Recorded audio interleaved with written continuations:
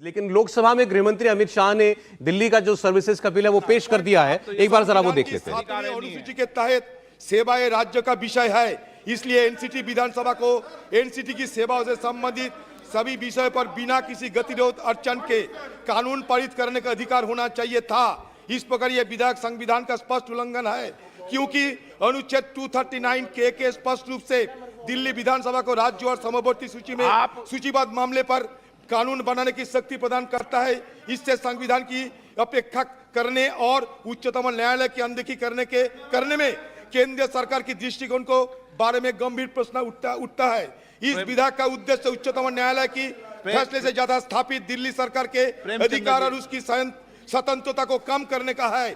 उच्चतम न्यायालय के फैसले को बदलने की कोशिश कर और दिल्ली सरकार के मामले में हस्तक्षेप कर केंद्र सरकार संघवाद के सर आई राइज टू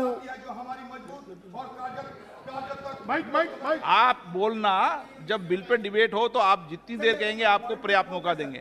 आप अभी विषय क्या है कि विधायी पावर है नहीं, ये विषय है ना, आप विद्वान है ना।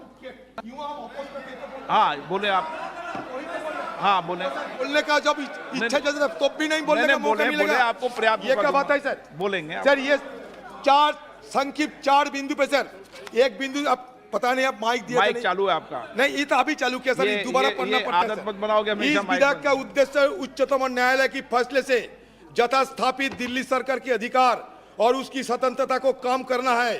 उच्चतम न्यायालय की फैसले को बदलने की कोशिश कर और दिल्ली सरकार के मामलों में हस्तक्षेप कर केंद्र सरकार संघवाद के उस महत्व को कमजोर करना चाहती है जो हमारी मजबूत और कार्यात्मक लोकतंत्र के लिए आवश्यक है। 3 नंबर सर, आप विधायक और अध्यादेश उच्चतम न्यायालय की इस फैसले को निष्प्रभावी करने का प्रयास करते हैं, जिसमें दिल्ली सरकार की शक्तियां को बहाल करते हुए कहा गया था कि अगर सरकार को अपने नौकरों पर नियंत्रण नहीं।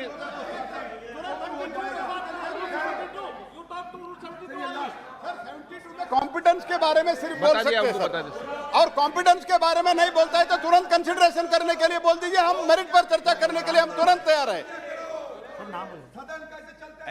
एन के प्रेमचंदन जी, यस, आपका विषय, आप तो इस विषय पर बताओ। लास्ट सर, ये विधेयक दिल्ली में उपराज्यपाल के अधिकार का विस्तार करता है।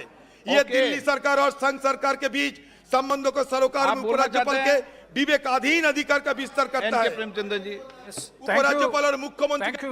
Thank you very much speaker sir. आप हमेशा सदन की नियम प्रक्रिया के तहत आप बोले। जब एक नहीं माननीय आप नेता हैं, मैं पर्याप्त अवसर आपको पर्याप्त समय दूंगा जब बिल पर डिटेल चर्चा होगी, कोई दिक्कत नहीं। लेकिन सदन नियमों प्रक्रियाओं के तहत है, जिस विषय पर आप आपत्ति करना चाहते हैं उस विषय पर आपत्ति बोले, नियमों के तहत बोले। Sir I vehemently oppose the government of National Capital Territory of Delhi Amendment Bill 2023 on 3 grounds. आप तो नियम से बोलोगे ना? हम नियम से बोला है। हाँ, रूल्स की बात बोलना। रूल्स के बाद बोला है sir. Rule 72(2) of the Rules of Procedure and Conduct of Business in Lok Sabha. I am questioning the। तो लोकसभा में दिल्ली का सेवा बिल जो सर्विसेज का बिल है वो पेश कर दिया गया है और गृह राज्य मंत्री नित्यानंद राय ने इस बिल को पेश किया है। गृहमंत्री अमित शाह ने नहीं, उनके जूनियर मिनिस्टर ने इस बिल को पेश किया है। अभी अधीर रंजन चौधरी बोल रहे थे कांग्रेस पार्टी की तरफ से, उन्होंने कहा ये सुप्रीम कोर्ट की अवमानना करने वाला बिल है, राज्य सरकार की शक्तियां छीनने वाला बिल है और हम इसका विरोध करते हैं। और ये बिल जिसको प्रभावित करता है आम आदमी पार्टी की दिल्ली की सरकार को, उनका लोकसभा के अंदर केवल 1 सांसद है।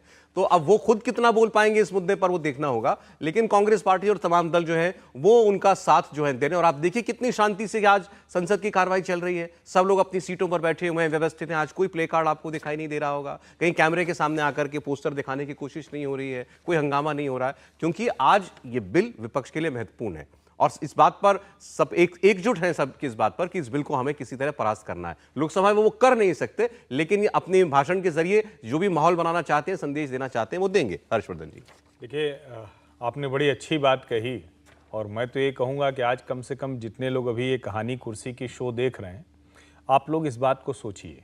हम लोग टीवी पर चर्चा करते हैं 1 करोड़, 1.5 करोड़, 2 करोड़, कार्रवाई में प्रति मिनट कितना खर्च, घंटे में कितना खर्च। मणिपुर जैसे संवेदनशील मुद्दे पर 20 तारीख को संसद शुरू हुई है और सत्ता पक्ष और विपक्ष के लोग आज अगस्त शुरू हो गया साथ नहीं बैठ पाए। लेकिन दिल्ली में आईएएस अधिकारी, वो भी दानिक्स के जो अधिकारी होते हैं जो ये केंद्र शासित प्रदेशों में जाते हैं, उनके अधिकारियों का कैसे ट्रांसफर पोस्टिंग होगी, इस पर देखिए कितने बढ़िया से बैठे हुए हैं। सारे नेताजी लोग दुरुस्त हैं, किसी को कोई दिक्कत नहीं है, किसी को कोई काला कपड़ा पहन के आने की जरूरत नहीं है, किसी ने कोई बैंड नहीं लगाया है, कोई किसी तरह का संकट नहीं है। मजाक नहीं है लोकतंत्र का, गंभीरता से सोचिए, ये मजाक नहीं है। केंद्र शासित प्रदेश का पहला जो जिसको कहते हैं ना कि प्रायोरिटी क्या है, केंद्र सरकार के अधीन काम करने वाली एक व्यवस्था जिसको राज्य सरकार का जिम्मा दे दिया गया है। क्योंकि अगर पूर्ण राज्य का दर्जा दिया जाता, जो अलग अलग समय में राजनीतिक दल मांगते भी हैं, तो ये चक्कर ही नहीं पड़ता। पंजाब में थोड़ी ना कोई नरेंद्र मोदी कहेंगे कि हम तय करेंगे, या अमित शाह कहेंगे, या वहां के राज्यपाल तय करेंगे। वो तो सदन बुलाना भी बाध्यता हो जाती है एक समय पे। लेकिन आज ये बिल जिस तरह से देखिए ये लोग बैठकर बात कर रहे हैं, इस नजरिए से देखिए और जरूर देखिए कि मणिपुर पर इन सांसदों की, इन नेताओं की संवेदनहीनता है कि इतने दिनों में चर्चा नहीं कर पाए। इतना ही संवेदनहीन है। संवेदनहीनता किसकी है, यही सवाल है। संवेदनहीन सरकार है कि आप अपना बिल ले आए हैं, उस पर बिल पर उनकी तो मजबूरी है, बात करेंगे भाई, उनकी सरकार से जुड़ा हुआ बिल है, दिल्ली की सरकार से। लेकिन संवेदनहीनता का सवाल है तो कौन है संवेदनहीन? सवाल यह है कि आपका स्टैंड क्या था कि हम संसद की किसी कार्यवाही में तब तक हिस्सा नहीं लेंगे जब तक प्राइम मिनिस्टर आकर मणिपुर पर बयान नहीं देते।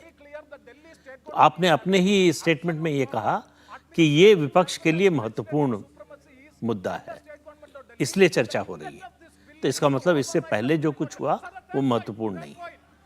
विपक्ष का पूरा डेलीगेशन 20 सांसदों का मणिपुर गया, उनके पास बताने के लिए बहुत कुछ होगा। उनमें उत्सुकता होनी चाहिए थी कि हम संसद के जरिए पूरे देश को बताएं कि हम क्या देख कर आए, क्या क्या हो रहा है, क्या नाकामी है राज्य सरकार की, केंद्र सरकार की, वो सब बताने का जिम्मा वो उसमें नियम के जब वोट मांगने जाएंगे बताएंगे कि हम 176 में बहस नहीं करना चाहते थे, 267 में करना चाहते थे। ये किसी मतदाता से ये बात कर सकते हैं क्या? सवाल तो ये है कि मणिपुर पर आपने चर्चा क्यों नहीं की? अगर आप दिल्ली की सेवा पर चर्चा कर सकते हैं, आपने जो है वो अभी स्टेट कोऑपरेटिव का जो बिल आया उस पर चर्चा नहीं की, फॉरेस्ट कंजर्वेशन का बिल आया उस पर चर्चा नहीं की, तो मतलब ये आपके लिए इंपॉर्टेंट भी करना चाहती थी कांग्रेस पार्टी। जयराम रमेश ने कहा कि हम चाहते थे, तो नहीं ना, नहीं की। चाहना एक बात है, करना दूसरी बात है। तो आपके लिए पूरे संसद सत्र में सबसे इंपॉर्टेंट ये दिल्ली की सेवा का बिल है। वो गठबंधन के लिए जरूरी है। गठबंधन के बाकी चीजें क्यों नहीं जरूरी है? देश के लिए जरूरी है। ये मालूम होते हुए कि ये बिल जो है गिर जाएगा, आप इसमें जो है सरकार को हरा नहीं सकते। इसका रिजल्ट आपको पहले से मालूम है। अगर ये संभावना होती कि शायद ये आप पास करा लेंगे तो भी एक बात समझ में आती कि ये जो है यूनियन टेरिटरी के अधिकार का सवाल है, इस पर आप साथ हैं। तो इस पर तो आप सवाल ही नहीं है कि आप इसके इस पर आप साथ हैं, ये तो आप बता चुके हैं। आपकी 23 जून की बैठक हुई, 17-18 जुलाई की बैठक हुई, दोनों में इसकी चर्चा हुई। मणिपुर पर हुई क्या? अगर ओवैसी लाइव बोल रहे हैं 3 मई से मणिपुर जल रहा है। अगर ओवैसी लाइव बोल रहे हैं तो जरा हमको सुनाना चाहिए। अच्छा, बैठ गए इतनी देर में, जी प्लीज। तो 3 मई से मणिपुर जल रहा है, तब से आपने एक बार भी अपने फोरम में चर्चा की क्या? तो मणिपुर पर ना आप बाहर चर्चा कर रहे हैं अपने। देखिए प्रदीप जी, बात ठीक है, बात यह है कि संदेश क्या जा रहा है। जैसा मैंने कहा कि विपक्ष के बहुत सारे लोगों को ये लगता है कि पब्लिक की नजर में हम दोषी बन रहे हैं कि भाई सरकार, क्योंकि सरकार की तरफ से बार बार कह दिया गया, पीयूष गोयल ने कह दिया, गृहमंत्री अमित शाह ने कह दिया, प्रहलाद जोशी ने कह दिया, चिट्ठी लिख दी गृहमंत्री ने। उनको लग रहा है बहुत से लोगों को कि लोग हमको दोषी मानते हैं कि पार्लियामेंट में बात नहीं कर रहे। लेकिन उनका कहना यह है कि हमने क्या मांग लिया था सरकार से? मणिपुर देश का एक राज्य जल रहा है, हमने ये कहा कि प्राइम मिनिस्टर आकर बात करें। प्राइम मिनिस्टर आकर के बात क्यों नहीं कर सकते? उनका तर्क ये है, आसमान मांग लिया, चांद मांग लिया, क्या कह दिया? पहले कभी नहीं हुआ क्या कि प्राइम मिनिस्टर नहीं बोले? देखिए, सिर्फ यही मैसेज नहीं जा रहा है कि विपक्ष के लोग या एक दल के लोग चर्चा नहीं चाहते। मैसेज जा रहा है कि संसद नहीं चाहते। मैसेज ये भी जा रहा है कि प्रधानमंत्री लोकसभा से 100 गज की दूरी पे कार पार्क पे तो मणिपुर के पे अपनी संवेदना व्यक्त कर सकते हैं, लेकिन लोकसभा में नहीं आके कह सकते। इसमें कौन सी इज्जत में उनकी कमी हो जाएगी कि अगर आ जाएंगे वहाँ? आप ये बताइए, यूरोपियन पार्लियामेंट में मणिपुर पर चर्चा हो सकती है लेकिन भारत की पार्लियामेंट में नहीं होगी। बोत्सवाना और बुरुंडी में अगर कोई क्लाउड बर्स्ट की ऐसी दुर्घटना हो जाती है तो वहाँ के लिए भी संवेदना व्यक्त कर देते हैं प्रधानमंत्री जी। इतने दिन बाद इतने शोर शराबे के लिए पार्लियामेंट का सत्र जिस दिन शुरू हुआ उस दिन 30 सेकंड की एक उन्होंने वहाँ बाइट थी। भाई प्रधानमंत्री वहाँ, प्रधानमंत्री से अच्छा कोई ऑरेटर नहीं है। प्रधानमंत्री की प्रचंड बहुमत है लोकसभा में, वो जो बात बोलते वो जाती है ना भाई। अगर ये बात वहीं कह दिया होता उन्होंने तो बात ही खत्म हो जाती। और मैं प्रदीप जी से एग्री करता हूँ, ये शो करता है कि कितने पार्लियामेंटेरियंस कितने संवेदनशील हैं। और ये आज कांग्रेस पार्टी कर रही है। आप आडवाणी जी का और लोकसभा और राज्यसभा के जो नेता प्रतिपक्ष थे अरुण जेटली जी का, उनका बयान था जब पूरा विंटर सेशन वॉश आउट हो गया तो उन्होंने कहा जस्टिफाई करने को कि ये भी एक फॉर्म ऑफ प्रोटेस्ट है, ये भी अपना पॉइंट पुट अक्रॉस करने का बड़ा जायज़ पार्लियामेंट्री तरीका है। तो पॉलिटिकल पार्टीज़ क्या पोजीशन लेती हैं ये डिपेंड करता है वो कहाँ हैं किस वक्त। आप जब सत्ता में हैं तो कोई और चीज़, आप जब सत्ता में नहीं हैं तो कोई और चीज़। आज कांग्रेस पार्टी एक पर्टिकुलर स्टैंड ले रही है, कल को अगर बीजेपी की जगह कांग्रेस पार्टी सत्ता में रही होती तो शायद ये बिल। सर मैं एक लाइन के सवाल में इसको रख देता हूं। अड़े तो एक ही बात पर कि प्रधानमंत्री बोले दोनों तरफ से, सरकार ने तय कर लिया कि हम प्राइम मिनिस्टर को आपकी जिद के आगे तो मजबूर नहीं करेंगे कि आप बोलिए, और विपक्ष इसी बात पर आ रहा है कि प्रधानमंत्री ही बोले। इसी एक बात पर हमारे 10 दिन खराब हुए हैं संसद के। इसमें दोषी किसको मानते हैं? दोनों साइड को मानते हैं। ये दोनों साइड ने ईगो बना लिया है, वरना इतना बड़ा क्या इशू था? ये इतना बड़ा क्या इशू था? एक रास्ता निकल सकता था अगर दोनों लोगों की नीयत होती, लेकिन नहीं है। कोई संवाद ही नहीं है इन लोगों में आपस में, कोई बैक चैनल कांटेक्ट ही नहीं है। कोई ऐसा हो कि जो समझदार लोग, पहले ये होता था जो पार्लियामेंट्री अफेयर्स मिनिस्टर होता था वो सुबह हाउस जाने के पहले लीडर ऑफ द ऑपोजिशन को और दो प्रमुख दल के नेताओं थे उनसे फ़ोन पे बात करता, भाई आपके क्या इश्यूज़ हैं, ठीक है आप रेस की। एक थंब रूल है, ऑपोजिशन मस्ट हैव इट से and the government must have it से। अल्टीमेटली भाई जो सत्तारूढ़ दल है वो उसको मैंडेट है, वो सरकार चलाएगा, इट मस्ट हैव इट्स वे। आप दो अगर भड़ास निकाल लीजिए, आपको जो इशू रेस करना है आपकी जवाबदेही है, आप कीजिए। ठीक है। नहीं, मुझे लगता है कि दोनों पक्षों के बीच ईगो का इशू है, ये कोई छिपी हुई बात नहीं, बहुत साफ साफ दिख रहा है। लेकिन कम से कम इस मसले पर, इस पे मैं सहमत नहीं हूं कि सरकार और विपक्ष दोनों एक बराबर के दोषी। ये जवाबदेही, मैं बार बार दोहरा रहा हूं इसको और फिर से कह रहा हूं क्योंकि लोगों को ठीक से समझ में आए। मणिपुर के मुख्यमंत्री एन बीरेन सिंह वो जवाबदेह हैं, गृह मंत्री अमित शाह वो जवाबदेह हैं, प्रधानमंत्री नरेंद्र मोदी जवाबदेह हैं। गृह मंत्री कह रहे हैं, अब बीरेन सिंह तो आ नहीं सकते सदन में, गृह मंत्री कह रहे हैं कि मैं चर्चा के लिए तैयार हूं। अब गृह मंत्री कह रहा है, गृह मंत्री की जिम्मेदारी होती है, आप कहते चर्चा शुरू कीजिए। इंडिया टीवी हर वक्त हर जगह डाउनलोड करने के लिए सर्च करें India TV news Google play store या ऐप स्टोर पर।